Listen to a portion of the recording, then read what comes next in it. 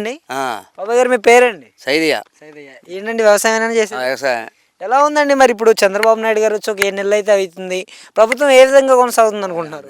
మంచిగానే ఉంది. మంచిగానే ఉంది. రైతుల పరిస్థితి ఎలా ఉందండి ఈ ఏడు? రైతుల పరిస్థితి ఏముంది, మార్కెట్ బాగానే ఒక రకంగా ఉంది. పంట అంతా పండింది కాబట్టి తగ్గిపోయింది కదా. అదే నీడు పోయినసారి ఒక భాగం పండింది, ఈ సంవత్సరం మూడు భాగాలు పండింది. అప్పుడు అంత రేటు ఎందుకు ఉంటుంది, తగ్గిపోద్ది కదా.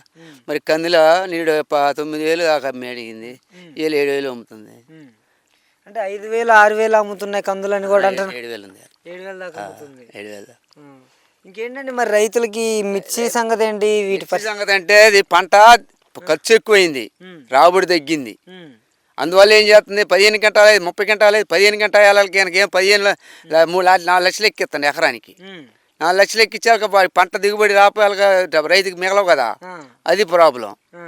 మరి ఆటలలో కొనట్లేదండి అసలు. ఎక్స్పోర్ట్లు ఉంటే వెళ్తాయి. ఎక్స్పోర్ట్ ఏది ఎటు వెళ్తున్నాయి?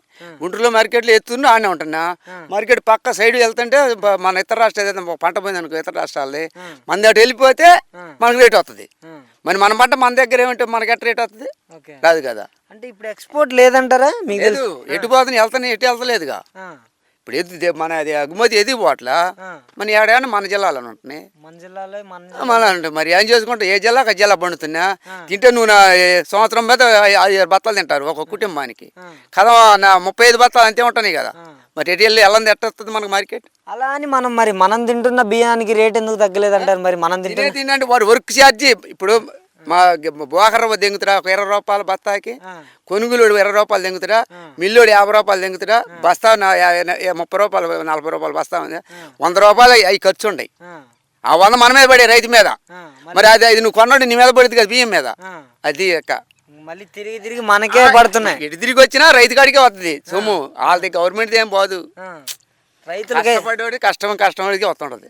రైతులకైతే ఇబ్బందిగానే మారింది. ఇబ్బంది అంటే ఇప్పుడు సరుకును బట్టి పోతుంటే ఎక్స్పోర్ట్ ఉంది అనుకో, ఇలా 1,500 అమ్ముంది 200 అమ్ముకున్నాడు, స్టాక్ నిలబెట్టుకున్నాడికి అతను రైతుకి వస్తాయి బస్తాకు 500 కాడికి. ఇప్పుడు అలా అప్పులైనోడు అమ్ముకోకుండా ఉంటే వాడికి నష్టపోతారు కదా. అంతే కదా. అది అట్లా కదండి. మరి నిరుడు ఎక్స్పోర్ట్ జగన్మోహన్ రెడ్డి గారి టైంలో ఈ మందు కట్టలు కూడా కొంచెం 1600 ఆ మధ్యలో నడిచినాయి. నేను వచ్చిన తర్వాత 1800 అయింది మందు కట్ట అంటున్నారు. ఇది 1300 అది 20 13 అది 1750 వేసిండు. 1800 ఆడేమింది. 28లో 1800 అమ్మింది, 1750 ఈ 1300 20లు తెచ్చి ఏమైంది. ఈడెక్కడ 350 తెచ్చి ఆడమ్మింది. మార్కెట్ అంతే ఉంది. అంతే ఏదైనా ఎక్స్పోర్ట్ జగన్ ఉన్నప్పుడు పెరగల, చంద్రబాబు వచ్చిన పెరగల, ఒకే రకంగా ఉంది. ఏదైనా ఎక్స్పోర్ట్ ఇచ్చుంటే కొంచెం ఇబ్బంది లేకుండా ఉండేది. అదండి ఎక్స్పోర్ట్ లేకపోవడం వల్ల, ఎక్స్పోర్ట్ లేకపోవటమే రైతుకి ఇబ్బంది, కానీ ఉండే ఇబ్బంది లేదు. ఎక్స్పోర్ట్ ఉంటే మన సరుకు అనేది అవతల జిల్లాకి వెళ్ళిపోవాలి కదా. మంది వెళ్ళట్లేదు కదా. వెళ్ళదు మనం ఏం చేసుకుంటుంది అంతా మన సరుకు మన కాడనే పెట్టుకొని. అది.